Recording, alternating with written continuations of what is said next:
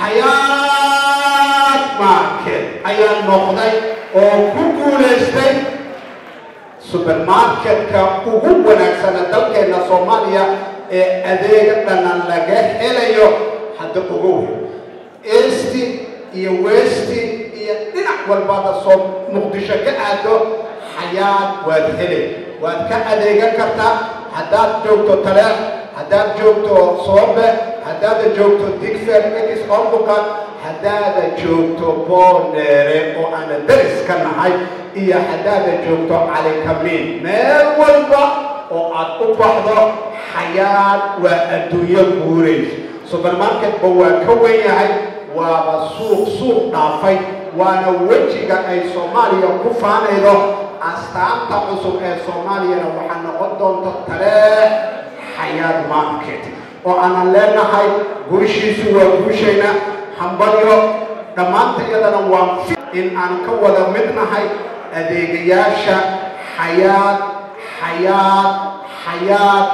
حياة ماركت أو نقضي the best supermarket of the year 2025 حياة حنبالي غوشي سوى غوشينا وانكو حنبالينا أديقيدا عصريقا suuq weynaha xayaad market oo kamid ah suuqyada ugu waaweyn ee dalkeena ku yaala isla markaana bixiya adeegyada aasaasiga u ah bulshada ayaa xalay ku guuleystay abaalmarinta suuqa ugu wanaagsan dalka sanadkan si dhamaanaya ee 2025 munaasabad abaalmarin oo xalay lagu qabtay magaalada Muqdisho isla markaana ay soo agaasintay madasha Somali Business Award isla markaana lagu bixinayay in ka badan 60 abaalmarinooda ayaa lagu maamuusay shirkadaha ganacsi xarumo waxbarasho iyo shakhsiyaad kale oo door muuqda ka qaatay horumarka dalkan suuq weynaha xayaad market ayaa ka mid noqday xarumihii ganacsi ee kaalmaha sare galay isla markaana la abaalmariyay iyagoo la sheegay in xayaad ay ku mutaysatay adeegyada casriga ay bulshada u hayaan hab maamulka ganacsiga ee hufan iyo kaalinta muhiimka ay ku leeyihiin horumarinta dhaqaalaha dalka abaalmarintan ayaa si gaar ah la sheegay in xayaad ay uga timid doorka ay ka qaateen ama doorka uu suuqu ku yeeshay fududeynta adeegyada bulshada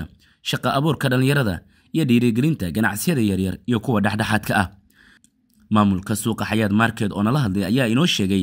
in guushan ay tahay dhiirigelin weyn isla markaana ay ka go'an tahay inay sii kordhiyaan adeegyada ay bulshada u hayaan iyo ka qayb qaadashada horumarinta ganacsiyada dalka magacaygu waa Mas'uud Axmed madaxa horumarinta iyo digital marketing xayaad market ilaahay subxaanahu wa ta'aala ayaa ku mahadsan marka ugu horeysa oo inaan ku guuleysano abaalmarintan marka labaad waxaan u mahad celinaynaa dhammaan bulshada Soomaaliyeed noo codeeyay noona gartay inaan nahay suuqa ugu casrisan ugu horumarsan dhammaan dalka kadib markay ku qanceen adeegyada tayada leh aan markasta siinayno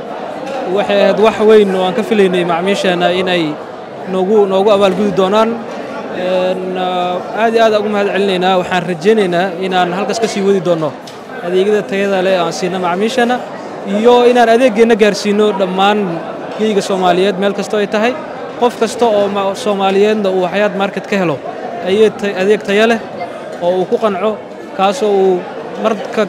marka dambana noogu mahad celi doono hadii Ilaahay insha Allah aan maxay maamulkiina idin siinaysaa inaad horyaalka ganacsiga aad noqoteen xayaad market oo dhowr sano isku xiga aad ku guuleysanaysaan dareen ahaan wax weyn inoo tahay waxayna ahayd wax aan ka filaynay macaamiisheena inay noo garan doonaan inay nagu abaalmariyaan nooguna codeeyaan inaan noqono arrin ganacsiga ugu wanaagsan uguna horumarsan dalka markii loo fiiriyo suuqyada wax weyn inoo tahay waa wax weyn oo aan uga mahad celinayno dhammaan bulshada Soomaaliyeed qaas ahaan macaamiisheena waan rajaynaynaa in macaamiil kasta uu heli doono adeeg tayo leh oo uu ku qanco meel kasta oo uu joogo geyga Soomaaliyeed hadii Ilaahay insha Allah ana Soomane Shabelle TV Muqdisho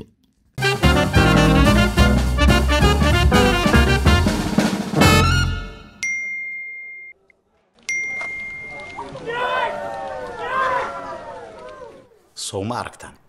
waa degdeg waa amaano waa fudeed waa hal martaaba u kaliya